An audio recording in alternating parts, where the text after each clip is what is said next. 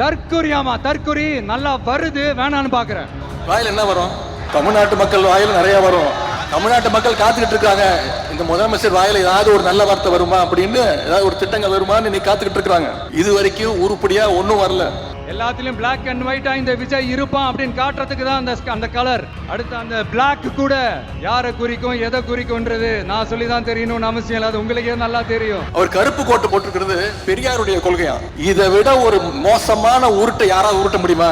உங்க ஜோசியரை official government அட்வைசரா முயற்சி பண்ணி பல்பு வாங்கின ஒரு உண்மையான பெரியாரிஸ்ட் இருந்தாலும் நீங்க கோட்டு சூட்டு போடுறதுலாம் எங்களுக்கு பிரச்சனையே கிடையாது. ஆனா எல்லாத்துலயும் இன்னைக்கு கோட்டை விட்டுக்கிட்டு இருக்கீங்க, அதைத்தான் நாங்க சுட்டி காட்டிட்டு இருக்கிறோம். இந்த கவர்ச்சியில மயங்கி மக்கள் நமக்கு ஓட்டு போட்டுட்டாங்களா? நான் என்ன சரி விடுங்க. சிஎம் சாருக்கு கோவம் வருது.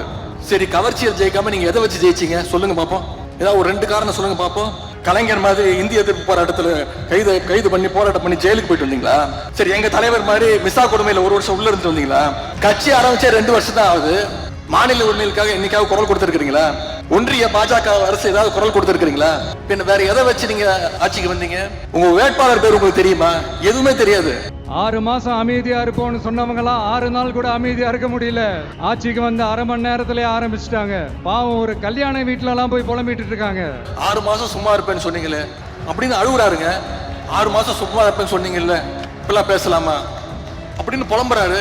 நீங்க பொய் வாக்குறுதிகள் நிறைய கொடுத்தீங்க. அப்பவே சொன்னோம் இதெல்லாம் நிறைவேற்ற முடியாதுன்னு. அதை செயல்படுத்துவதற்கு தான் உங்களுக்கு 6 மாசம் டைம் அப்படின்னு எங்க தலைவர் சொன்னாரு. திமுக வந்து இப்போ தீய சக்தி மட்டும் இல்ல, மக்களை விட்டு ரொம்ப தூரமா போன தூர சக்தி, ஓர சக்தி, கோர சக்தி, பார சக்தி. நம்முடைய திரைப்பட இயக்குனர் திரு டி ராஜேந்தர் மாதிரி ரைமிங்கா டயலாக் பேசுறாரு. திமுகவுக்கு வயசு 75, பவள விழா ஆண்டு தாண்டி போயிட்டு இருக்கிறோம். திமுக நாங்க பார்க்காத வெற்றியும் கிடையாது, நாங்க பார்க்காத தோல்வியும் கிடையாது. எவ்வளவு பெரிய தோல்வியா இருந்தாலும் மீண்டு எந்திரிச்சு வருவோம். எங்க தலைவர் எங்களை அப்படிதான் ட்ரெயின் பண்ணியிருக்கிறாரு. ஆனா எந்த காலத்திலையும் திமுக மக்களை விட்டு தூரமா நின்னதே கிடையாது. இன்னும் கொஞ்ச நாள்ல மக்கள் பார்க்க போறாங்க, யார் தூரமா நிக்க போறது, யார் ஓட போறது அப்படிங்கறத மக்கள் விரைவில் தெரிஞ்சுப்பாங்க. இப்பதான் 25 நாள் தான் ஆச்சு. சிட்டாசிஸ் தமிழர் 4.0 அணிகளாய் திரள்வோம், அமைப்பாய் உயர்வோம். ஜூலை 24-25 ஹில்டன், சென்னை. இப்ப மீண்டும் உங்களை எல்லாம் சந்திக்கிறதுக்கு வருகை வந்திருக்கேன். இதுல என்ன ஒண்ணு மட்டும் நீங்க புரிஞ்சுக்கணும்னா, உங்ககிட்ட இருந்து என்ன பிரிக்க முடியாது, என்கிட்ட இருந்து உங்களை யாரால பிரிக்க முடியாது.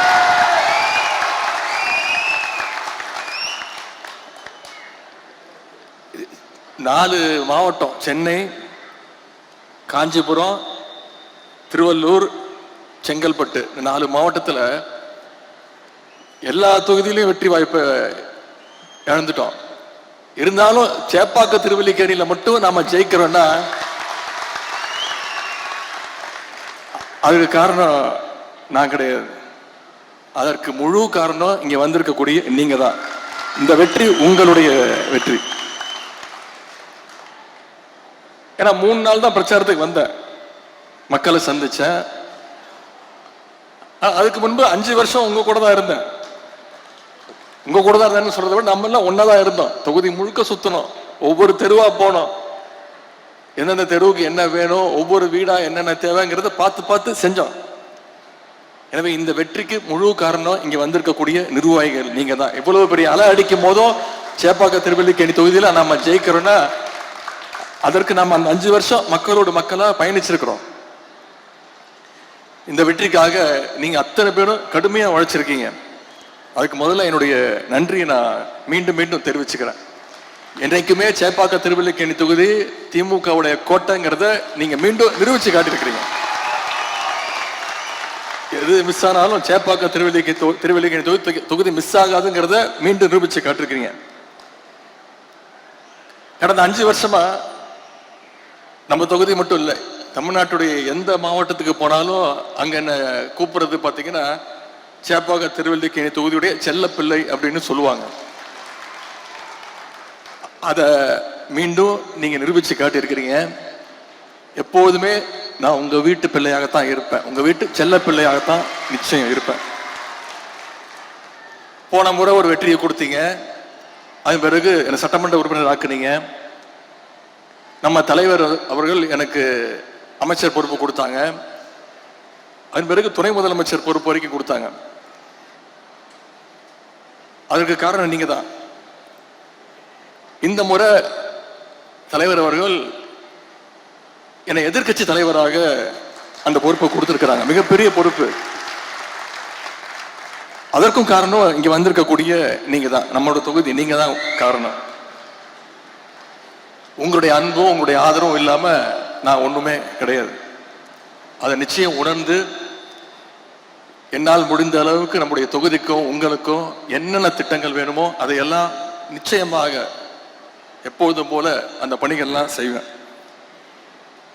இந்த முறை நம்முடைய திராவிட முன்னேற்ற கழகம் ஆட்சிக்கு வராம இருந்திருக்கலாம். ஆனா மக்கள் நமக்கு ஒரு மிகப்பெரிய ஒரு கடமையை கொடுத்திருக்கிறாங்க. எதிர்கட்சி தலைவரா இருங்க, எதிர்கட்சியா நீங்க செயல்படணும்னு மக்கள் நம்ம மேல் நம்பிக்கை வச்சு இந்த பொறுப்பை நம்மகிட்ட கொடுத்திருக்கிறாங்க. இந்த ரிசல்ட் உண்மையாகவே நாம எதிர்பார்க்காத ரிசல்ட் தான். நாம மட்டும் இல்ல, தமிழ்நாட்டு மக்களே எதிர்பார்க்காத ஒரு ரிசல்ட் தான். ஏன் இன்னும் சொல்லப்போனா இப்ப இருக்கக்கூடிய முதலமைச்சரை எதிர்பார்க்காத ஒரு ரிசல்ட் தான். களத்துல யாரு உண்மையான எதிரிங்கிறத தெரியாம இல்லாத எதிரியோட சண்டை போட்டிருக்கிறோம். அதை நம்ம புரிஞ்சுக்கிட்டு தான் ஆகணும். எங்க மிஸ் பண்ணிட்டோங்கிறத தெரிஞ்சுக்கணும். அப்பதான் நம்முடைய தவறை திருத்திக்கிட்டு அடுத்த முறை உண்மையான எதிரி யாருங்கிறத கண்டுபிடிச்சு அதுக்கு தகுந்த மாதிரி நம்முடைய செயல்பாடுகளை செஞ்சோம்னா நிச்சயம் வெற்றி பெறுவோம். சேப்பாக்க திருவள்ளியின் தொகுதி மட்டும் இல்ல, தமிழ்நாடு முழுக்க உண்மையான எதிரி யாருன்னே தெரியாம களமாடி இருக்கிறோம். அங்கதான் நம்ம மிஸ் பண்ணிட்டோம். மக்கள் மீது ஓவர் கான்பிடண்டா இருந்துட்டோம். ஊர் ஊரா போய் ஓட்டு கேட்டோம், தெரு தெருவா ஓட்டு கேட்டோம். நம்ம தலைவர் தமிழ்நாடு முழுக்க போய் ஓட்டு கேட்டாரு. ஆனா எங்க தெரியும் மிஸ் பண்ணிட்டோம்? நம்ம வீட்டுல இருக்கக்கூடிய நம்ம குடும்பத்துக்கிட்ட ஓட்டு கேட்க மறந்துட்டோம். நம்ம வீட்டில் இருக்கக்கூடிய நம்ம பசங்க கிட்ட, நம்முடைய உறவினர்கள் கிட்ட நம்முடைய சாதனையை சொல்ல தவறிட்டோம். இனி வர்ற காலங்கள்ல அந்த தவறை நாம திருத்திக்கணும். முதல்ல நம்ம வீட்டு பசங்களை அரசியல் படுத்தணும். கலைஞருடைய திட்டங்களை, நம்ம கொண்டு வந்த சாதனைகளை, இப்ப இந்த ஆட்சியில் நடக்கக்கூடிய அலங்கோலங்களை எல்லாம் தினமும் நம்ம வீட்டில் நாம பேசணும். இன்னைக்கு இந்த புதிய அரசு பொறுப்பேற்று 25 நாள் ஆச்சு. உருப்படியா ஏதாவது ஒரு திட்டம் கொண்டு வந்திருக்கீங்கன்னு சொல்ல முடியுமா? ஒரு திட்டமும் கிடையாது. ஏற்கனவே டியூட்டியில் இருக்கக்கூடிய போலீஸ வெறும் ஸ்டிக்கரை மாத்தி, போலீஸ் வேனுக்கு வெறும் ஸ்டிக்கரை மாட்டி சிங்கப்பெண் திட்டம் அப்படி ஒரு திட்டத்தை கொண்டு வர போறோம்னு சொல்லி அதையும் கொண்டு வர முடியாத நிலைமையில தான் இன்னைக்கு இந்த ஆட்சி நடந்துகிட்டு இருக்கு. அதாவது ஒரு கூடுதல் செலவு இல்லாத ஒரு திட்டத்தை கூட தொடங்கி வைக்கிறதுக்கு வக்கில்லாத ஒரு சோஃபா மாடல் ஆட்சி இன்னைக்கு நடந்துகிட்டு இருக்கு. யோசிச்சு பாருங்க, 2021 நம்ம தலைவர் முதலமைச்சர் பொறுப்பு ஏற்கும்போது முதல் நாள் கையெழுத்து போட்டார். என்னென்ன திட்டங்கள் நம்ம கொண்டு வந்தோம்? மகளிருக்கு விடியல் பயண திட்டம் முதல் கையெழுத்து போட்டார். முதல் நாளே கொண்டு வந்தாரு. அப்ப இருந்த நிலைமை என்ன உங்களுக்கு தெரியும். நிதி நிலைமை மோசம். கொரோனா 2வது நாள் லாக்டவுன். முதல் நாளே கையெழுத்து போட்டார். மகளிர் விடியல் பயண திட்டம் கொண்டு வந்தாரு. கொரோனா நிவாரண நிதியா ஒவ்வொரு ரேஷன் அட்டைக்கும் 4000 ரூபாய் கொடுத்தார் நம்முடைய தலைவர். ஆவின் பால் லிட்டருக்கு 3 ரூபாய் குறைச்சாரு. பெட்ரோல் விலைய 2 ரூபாய் குறைச்சோம். இதெல்லாம் பண்ணது நம்முடைய திராவிட மாடல் அரசு, நம்முடைய கழக தலைவர் அவர்கள். ஆனா இன்னைக்கு இந்த சோஃபா மாடல் அரசு ஏதாவது ஒரு திட்டத்தை நிறைவேற்றி இருக்கிறாங்களா? நாம இந்த தேர்தலில் சில லட்சம் வாக்குகள் வித்தியாசத்துல தான் வெற்றி வாய்ப்பை இழந்திருக்கிறோம். நம்மளை விட ஒரு 16 லட்சம் வாக்குகள் அதிகம் பெற்று இன்னைக்கு இந்த ஆட்சி அமைஞ்சிருக்கு. அவங்க எப்படி ஆட்சி அமைஞ்சாங்க, 4ஆம் தேதிக்கு அப்புறம் என்னென்ன கூத்து நடந்ததுங்கிறதுலாம் நீங்க அத்தனை பேரும் தொலைக்காட்சியில பார்த்திருப்பீங்க. 4ஆம் தேதி இரவு நம்முடைய வெற்றி பெற்ற சட்டமன்ற உறுப்பினர்கள்லாம் தமிழ்நாட்டிலிருந்து எல்லா மாவட்டங்கள்ல இருந்தும் கிளம்பி சென்னைக்கு வரத்துக்கு, தலைவரை பார்க்கறதுக்கு பஸ்ல டிக்கெட்டு, ட்ரெயின்ல டிக்கெட்டு, ஃபிளைட்ல டிக்கெட்டு புக் பண்ணிட்டு இருந்தாங்க. ஆனா இன்னைக்கு இருக்கக்கூடிய ஆளுங்கட்சி சட்டமன்ற உறுப்பினர்களும் அண்ணா திராவிட முன்னேற்ற கழகத்துடைய சட்டமன்ற உறுப்பினர்களும் யாருக்கும் தெரியாம திருட்டுத்தனமா எங்க போய் தங்கலான்னு ரிசார்ட்ல ரூம் புக் பண்ணிட்டு இருந்தாங்க. இதுதான் நம்ம திராவிட முன்னேற்ற கழகத்திற்கும் மற்ற இயக்கத்துக்கும் உள்ள வித்தியாசம். இதுதான் ஒரு தொண்டன் தலைமை மீது வச்சிருக்கக்கூடிய நம்பிக்கை. எந்த காலத்திலையும் திராவிட முன்னேற்ற கழகம் அந்த ரிசார்ட் பாலிடிக்ஸ், கூவத்தூர் மாதிரி ஒரு ரிசார்ட் பாலிடிக்ஸ் நம்முடைய தலைவர், நம்முடைய திராவிட முன்னேற்ற கழகம் என்னைக்கும் பண்ணாது. முக்கியமா தேர்தல் முடிவுகள் முழுசா வர்றதுக்கு முன்னாடியே நம்ம கூட கூட்டணி வச்சிருந்த கூடிய காங்கிரஸ் இயக்கம் துரோக கூட்டம் நம்ம பேரை சொல்லி நம்ம தலைவர் முகத்தை காட்டி வாக்குகளை பெற்று தலைவரை பார்த்து ஒரு நன்றி கூட சொல்லாம ஓடி போச்சு. அந்த நன்றி கெட்ட கூட்டம் திமுக காரன் என்னைக்கும் மறக்க மாட்டான், மறக்க கூடாது. தமிழ்நாட்டு மக்களும் மறக்க மாட்டாங்க. 5 எம்எல்ஏக்களை அவங்களுக்கு சப்போர்ட் பண்ண வச்சு ஆட்சி அமைச்சாங்க. அது மட்டும் இல்ல, நம்முடைய கூட்டணியில் ஜெயிச்ச இன்னும் சில கூட்டணி கட்சிகள்ல நம்ம தலைவர்கிட்ட வந்து சொல்லிட்டு தலைவர் தான் போயிட்டு வாங்கினாங்க. நம்ம தலைவர் தயவு தான் இன்னைக்கு ஆட்சி நடந்துகிட்டு இருக்கு. ஆனா என்ன, முதல்ல போகும்போது வெளியில இருந்து ஆதரவுன்னு சொல்லிட்டு போனாங்க. அங்க போனோன்னு ஆசை யார விட்டுச்சு. முதல்ல எங்க போனாலும், இந்த முதலமைச்சர் எங்க போனாலும் முதல்ல சோஃபா போவோம். சோஃபா பின்னாடியே முதலமைச்சர் போவாரு. இப்ப அமைச்சரவையிலையும் இடம் பெற்றுறாங்க. அவங்களுக்கு வாழ்த்துக்கள். அவங்க எல்லாம் அமைச்சர் ஆகிறதுக்கு முன்னாடியே சட்டமன்றத்தில் அவங்களுக்கு வாழ்த்து சொன்னவன் தான் இந்த எதிர்கட்சி தலைவர். இதெல்லாம் நடக்கும்னு எனக்கு தெரியும். இப்படி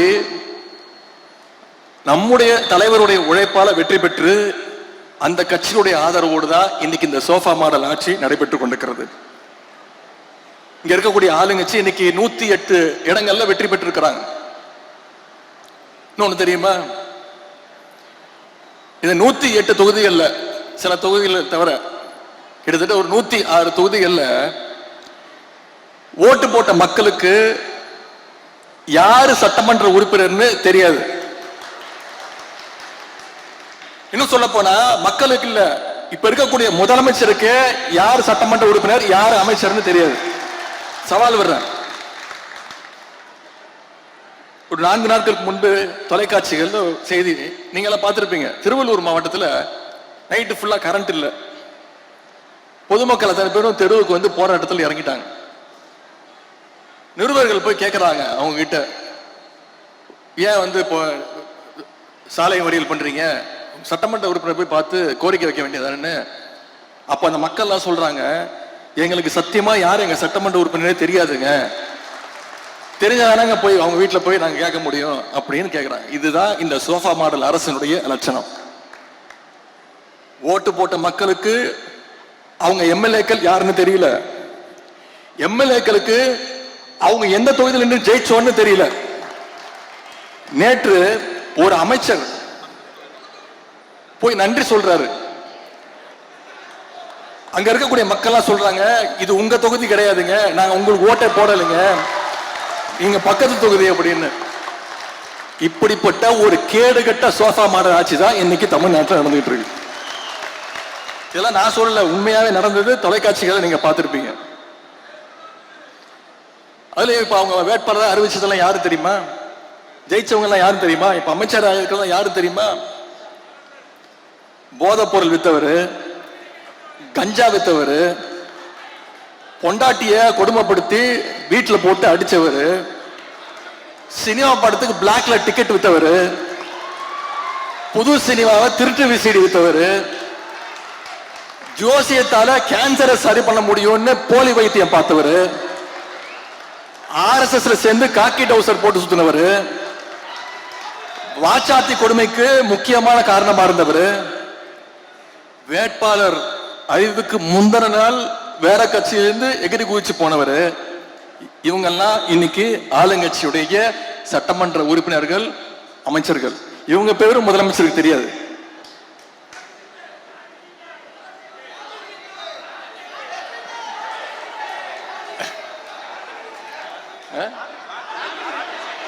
அது வேற இருக்கா, லாட்டரி டிக்கெட் வித்தவர.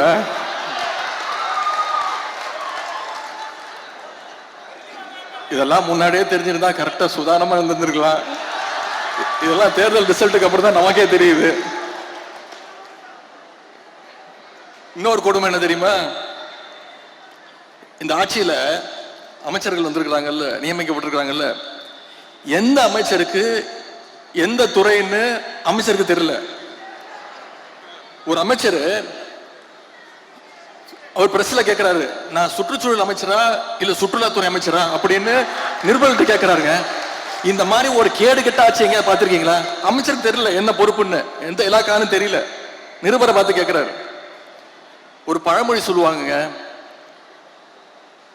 ஒரு கோமாளி அரண்மனைக்கு போறதாலேயே அவன் அரசன் ஆயிட மாட்டான், அந்த அரண்மனை தான் சர்க்கஸ் கூடாரமாக மாறிவிடும் அப்படின்னு ஒரு பழமொழி சொல்லுவாங்க.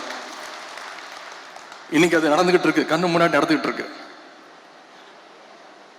ஆனா ஒரு கோமாளி இல்ல, எல்லாமே கோமாளி. ரம்மியில சொல்லுவாங்கல்ல, 13 ஜோக்கரா வந்தா என்னையா பண்றது அப்படின்னு, அந்த நிலைமையில இன்னைக்கு இந்த சோஃபா மாடல் அரசு நடந்துகிட்டு இருக்கு.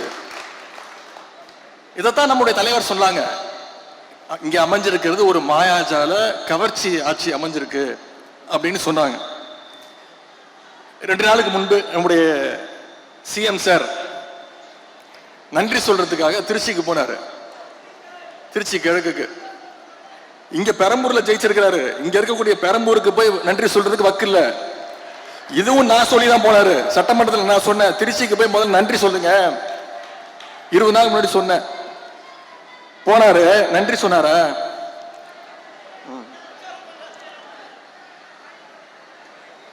பொதுவா ஒரு முதலமைச்சர் ஆனதுக்கு பிறகு நம்முடைய தலைவர் இந்த 5 வருஷத்துல எந்த மாவட்டத்துக்கு போனாலும் அந்த மாவட்டத்துக்கு புது திட்டங்களை போய் அறிவிப்பாங்க. ஏதாவது ஒரு திட்டத்தை அறிவிச்சாரா? திருச்சிக்கு போனாரு, ஏதாவது திட்டத்தை அறிவிச்சாரா? ஒரு திட்டமும் கிடையாது. திருச்சி கிழக்குல இன்னும் 6 மாசத்துல இடைத்தேர்தல் வரப்போகுது. அதுக்கான பிரச்சாரத்துக்காக போயிட்டு அவர் எப்ப வாயை திறந்தாலும் அவர் வாயிலிருந்து வர வார்த்தை ஒன்னே ஒண்ணுதான், எல்லாத்துக்கும் காரணம் திமுக தான். திருச்சியில் அவர் பேசுற பேச்சை கேட்டு இன்னைக்கு தமிழ்நாட்டு மக்கள் தலையில அடிச்சுக்கிறாங்க. இவரெல்லாம் ஒரு முதலமைச்சரா தேர்ந்ததுக்கு இன்னைக்கு தலையில அடிச்சுக்க ஆரம்பிச்சுட்டாங்க. சொல்றாரு, அதுல கோவம் வருது அவருக்கு. கவர்ச்சியால தான் ஆட்சிக்கு வந்தீங்கன்னு என்ன பார்த்து சொல்றாங்க அப்படின்னு முதலமைச்சருக்கு, சிஎம் சாருக்கு கோவம் வருது. சரி, கவர்ச்சியில் ஜெயிக்காம நீங்க எதை வச்சு ஜெயிச்சீங்க சொல்லுங்க பாப்போம். ஏதாவது ஒரு 2 காரணம் சொல்லுங்க பாப்போம். கலைஞர் மாதிரி இந்திய எதிர்ப்பு போராட்டத்தில் கைது பண்ணி போராட்டம் பண்ணி ஜெயிலுக்கு போயிட்டு வந்தீங்களா? சரி, எங்க தலைவர் மாதிரி மிசா கொடுமையில 1 வருஷம் உள்ள இருந்து வந்தீங்களா? கட்சி ஆரம்பிச்சே 2 வருஷம் தான் ஆகுது. மாநில உரிமைகளுக்காக என்னைக்காவது குரல் கொடுத்திருக்கிறீங்களா? ஒன்றிய பாஜக அரசு ஏதாவது குரல் கொடுத்திருக்கிறீங்களா? பின்ன வேற எதை வச்சு நீங்க ஆட்சிக்கு வந்தீங்க? ஏதாவது ஒரு போராட்டம் பண்ணிருக்கீங்களா? எல்லாத்தையும் விடுங்க, தமிழ்நாடு முழுக்க போய் மக்களை சந்திச்சு உங்க கொள்கை தான் சொல்லி ஓட்டு கேட்டீங்களா? உங்க வேட்பாளர் பேர் உங்களுக்கு தெரியுமா? எதுவுமே தெரியாது.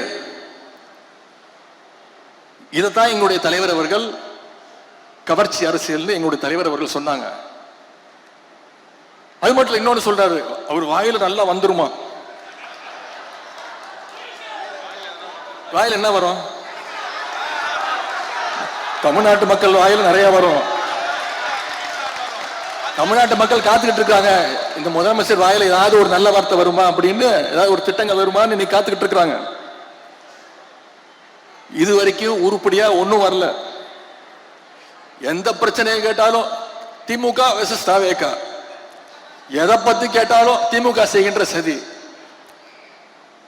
இப்படிப்பட்ட ஒரு முதலமைச்சரை இன்னைக்கு தமிழ்நாட்டு மக்கள் தேர்ந்தெடுத்துட்டாங்க. அந்த முடிவை நம்ம ஏத்துக்கிட்டு தான் ஆகணும். அது மட்டும் இல்ல, தூரசக்தி, ஓரசக்தி, பாரசக்தின்னு நம்முடைய திரைப்பட இயக்குனர் திரு டி ராஜேந்தர் மாதிரி ரைமிங்கா டயலாக் பேசுறாரு. திமுகவுக்கு வயசு 75, பவள விழா ஆண்டு தாண்டி போயிட்டு இருக்கிறோம். திமுக நாங்க பார்க்காத வெற்றியும் கிடையாது, நாங்க பார்க்காத தோல்வியும் கிடையாது. எவ்வளவு பெரிய தோல்வியா இருந்தாலும் மீண்டு எந்திரிச்சு வருவோம். எங்க தலைவர் எங்களை அப்படிதான் ட்ரெயின் பண்ணியிருக்கிறாரு. ஆனா எந்த காலத்திலையும் திமுக மக்களை விட்டு தூரமா நின்னதே கிடையாது. இன்னைக்கு உங்க கூட ஒட்டிக்கிட்டு இருக்குது காங்கிரஸ் கட்சி. 1976 எமர்ஜென்சி கொண்டு வந்துச்சு தமிழ்நாட்டில். அப்ப தமிழ்நாட்டில் திமுக ஆட்சி, கலைஞர் தான் முதலமைச்சர். அப்போ எங்க ஆட்சியே போனாலும் பரவாயில்ல, எமர்ஜென்சியை எதிர்ப்போன்னு மக்கள் கூட நின்ன கழகம் திராவிட முன்னேற்ற கழகம். என்னைக்கும் மக்களை விட்டு தூரமா பயந்து பார்த்து யாருக்கும் பயந்து ஓடுற கூட்டம் கிடையாது நம்முடைய திமுக. பயங்கிறது உடன்பிறப்புகளுடைய பிளட்லயே பயங்கர வார்த்தையே கிடையாது. இன்னும் கொஞ்ச நாள்ல மக்கள் பார்க்க போறாங்க யார் தூரமா நிக்க போறது, யார் ஓட போறது அப்படிங்கறத மக்கள் விரைவில் தெரிஞ்சுப்பாங்க. இப்பதான் 25 நாள் தான் ஆச்சு. இன்னைக்கு ஒரு அரசு விழாவில், தமிழ்நாட்டு அரசு விழாவில் தமிழ்தாய் வாழ்த்து 3வது இடத்துக்கு போயிருச்சு. இத ஓரமா நின்று வேடிக்கை பார்த்தது யாரு? திருவள்ளுவருக்கு மீண்டும் காவி பெயிண்ட் அடிக்க ஆரம்பிச்சுட்டாங்க. இத பத்தி பேசுறதுக்கு வக்கு இல்லாம பயந்தாங்கோலியா இன்னைக்கு ஓரமா நின்று வேடிக்கை பார்த்துட்டு இருக்கிறது யாரு? இன்னைக்கு கர்நாடகா முதலமைச்சர் திரு டி.கே. சிவகுமார் அவர்கள் சொல்றாரு, இவ்வளவு நாள் திமுக ஆட்சியில் இருந்தது, அதனால மேகதாது அணையை பத்தி நம்மளால பேச முடியாம இருந்துச்சு. இன்னைக்கு திமுக ஆட்சியை விட்டு போயிடுச்சு, இனிமே நமக்கு கவலை கிடையாது, மேகதாது அணையை கட்டுவோம் அப்படின்னு சொல்லும் போது அதை பத்தி எதிர்த்து குரல் கொடுக்க கூடாத ஒரு வக்கு இல்லாத ஆட்சி இன்னைக்கு யார் நின்று வேடிக்கை பார்த்துக்கிட்டு இருக்கிறது? இப்படி நாளுக்கு நாள் தமிழ்நாட்டில் தொடர்ந்து பாத்தீங்கன்னா அந்த 25 நாள் எவ்வளவு கொலைகள், கொள்ளைகள், பாலியல் பலாத்காரங்கள் தொடர்ந்து வந்துகிட்டு இருக்கு. குழந்தையிலிருந்து பாட்டி வரைக்கும் பாலியல் வன்கொடுமையால எல்லாரும் பாதிக்கப்பட்டு இருக்கிறாங்க. இதை பத்தி எல்லாம் பேசினா முதலமைச்சர்களுக்கு கோபம் வருது. என்ன தெரியுமா சொல்றாரு? 6 மாசம் சும்மா இருப்பேன்னு சொன்னீங்களே அப்படின்னு அழுகுறாருங்க. 6 மாசம் சும்மா இருப்பேன்னு சொன்னீங்கல்ல, இப்பெல்லாம் பேசலாமா அப்படின்னு புலம்புறாரு. நீங்க பொய் வாக்குறுதிகள் நிறைய கொடுத்தீங்க, அப்பவே சொன்னோம் இதெல்லாம் நிறைவேற்ற முடியாதுன்னு. அதை செயல்படுத்துவதற்கு தான் உங்களுக்கு 6 மாசம் டைம் அப்படின்னு எங்க தலைவர் சொன்னாரு. எவ்வளவு பொய் வாக்குறுதிகள்! நான் சட்டசபையில பேசினேன், நிச்சயம் உங்களால நீங்க கொடுத்திருக்கக்கூடிய வாக்குறுதிகளை நிறைவேற்ற முடியாது, அவகாசம் எடுத்துக்கோங்க. ஆனா தமிழ்நாட்டு மக்களை ரொம்ப நாள் ஏமாத்தாதீங்க. எங்களுடைய தலைவர், எங்களுடைய திராவிட மாடல் அரசுல பல நல்ல திட்டங்களை கொடுத்தோம், மகளிர் உரிமை தொகை கொடுத்தோம், அதை கொடுங்க. முதலமைச்சர் காலை உணவு திட்டம் கொடுத்தோம், அதை கொடுங்க. கல்வி ஊக்கத்தொகை கொடுத்தாரு எங்க தலைவர், அதெல்லாம் நிப்பாட்டிடாதீங்க. நடைபெற்றிருக்கக்கூடிய திட்டங்களை நிப்பாட்டக்கூடாதுன்னு நான் சட்டமன்றத்தில் பேசினேன். மக்களை ரொம்ப நேரம் காக்க வச்சிடாதீங்கன்னு சொன்னேன். இன்னைக்கு உங்க ஆட்சியுடைய கொடுமையை தமிழ்நாட்டு மக்களால அரை நாள் கூட தாங்க முடியலையே. புதுசா திட்டம் கொண்டு வரதுக்கு, வாக்குறுதி நிறைவேற்றுறதுக்கு 6 மாசம் டைம் ஓகே. ஆனா டெய்லி பிரச்சனை இருக்கு, சட்டம் ஒழுங்கு பிரச்சனை இருக்கு. அதுல நீங்க சொதப்பினா நாங்களாம் வாயை மூடிட்டு சும்மா இருக்கணுமா, வேடிக்கை பார்க்கணுமா? நிச்சயம் குரல் கொடுப்போம், நிச்சயம் உங்க தவறுகளை சுட்டி காட்டுவோம். திமுக ஆட்சிக்கு வந்தப்போ 2021 நம்முடைய தலைவர் சொன்னாங்க, எங்களுக்கு வாக்களிக்காத மக்களும் திமுகவுக்கு வாக்களிக்காம விட்டுட்டோமே, தவறு செஞ்சிட்டோமே அப்படின்னு வருந்துற அளவுக்கு எங்களுடைய ஆட்சி அமையும், ஆட்சி நடத்துவோம் அப்படின்னு நம்முடைய தலைவர் சொன்னாங்க. ஆனா இன்னைக்கு உங்க ஆட்சியில உங்களுக்கு ஓட்டு போட்டவங்க கூட ஐயோ தெரியாம இந்த கட்சிக்கு ஓட்டு போட்டுட்டோமே அப்படின்னு வருந்தக்கூடிய அளவுக்கு உங்களுடைய ஒவ்வொரு நாள் செயல்பாடும் இன்னைக்கு நடந்துட்டு இருக்கு. ஆட்சி அமைப்பதற்கு குதிரை பேரம் நடத்தலன்னு முதலமைச்சர் அவருக்கு தானே சர்டிபிகேட் கொடுத்துக்கிறாரு. என்னென்ன நடந்துச்சுன்னு தமிழ்நாட்டு மக்கள் பார்த்தாங்க. மன்னார்குடி எம்எல்ஏவை என்ன பண்ணீங்க? அந்த கட்சி தலைவருக்கே தெரியாம கடத்திட்டு போய், அப்ப நீங்க பண்ணதுக்கு பேர் என்ன? இது பேர் என்ன தெரியுமா? தூய சக்தியா. இதுக்கு பேர் தூய சக்தியா? நாரசக்தி. அது மட்டும் இல்ல, இப்ப என்ன தெரியுமா சொல்றாரு? மற்றும் சில பேரா, பேரை சொல்ல கூட வெக்கப்படுறாராம். மற்றும் சில பேர் அல்லு சில்லு கட்சி. நான் கேட்கிறேன், அப்புறம் அல்லு சில்லு கட்சி தானே, அப்புறம் எதுக்கு அவங்க எல்லாம் போய் தனித்தனியா போய் பார்த்து சால்வ போட்டு போட்டோ எல்லாம் எடுத்தீங்க? எதுக்கு சோஃபா செட் அமிச்சிங்க? இப்ப கடைசியில் அவங்களையும் காட்டி விட்டாரு. ஒரு படத்துல கவுண்டமணியும் செந்திலும் எல்லை வியாபாரம் பண்ணிட்டு இருப்பாங்க, ஞாபகம் இருக்கா? Goundamani owner, Senthil assistant. எதிர்க்க வடிவேல் ஒரு கடை போடுவாரு. செந்திலுக்கும் வடிவேலுக்கும் ஒரு அண்டர்ஸ்டாண்டிங் ஆயிடும். என்ன பண்ணுவாரு, ஒரு இளநியா கயிறு கட்டி கவுண்டமணிக்கு தெரியாம பின்னாடி வழியா பின்னாடி அப்படியே அமுச்சுக்கிட்டே இருப்பாரு. இதை வச்சு வடிவேலு பெரிய கடை போட்டுருவாரு. இன்னைக்கு அதைத்தான் இன்னைக்கு தமிழ்நாட்டுல இந்த ஆளுகின்ற கட்சி செஞ்சிட்டு இருக்கு. ஆளுங்கட்சி எம்எல்ஏக்கள் ஒவ்வொன்னா உருவிட்டு இருக்கிறாங்க. நாம பெருமையா சொன்னோம், Dravidian model, development model, $1 trillion எக்கானமின்னு பெருமையா சொல்லிட்டு இருந்த தமிழ்நாட்டை இன்னைக்கு சோஃபா மாடல் ஆக்கின பெருமை தான் இன்னைக்கு இந்த ஆட்சிக்கு உண்டு. வேற எந்த செயல்பாடும் கிடையாது, எதுவுமே கிடையாது. மக்களுக்கு இன்னும் பஞ்ச் டயலாக்ஸும் உங்களுடைய ரீல்ஸும் தேவையில்லை. அவங்களுக்கு தேவை பாதுகாப்பும் உங்களுடைய வாக்குறுதிகளும் ஸ்கீம்ஸும் தான். புது முதலமைச்சருக்கு ஒரு புதுவிதமான ஒரு ப்ராப்ளம் இருக்கு, ஃபோபியான்னு சொல்லுவாங்க. யாரு எதை பத்தி பேசினாலும் தன்னை பத்தி தான் பேசுறாங்க அப்படிங்கிற ஒரு நினைப்பு. அவரே அதை கற்பனை பண்ணிட்டு அதுலயே இருக்கிறாரு.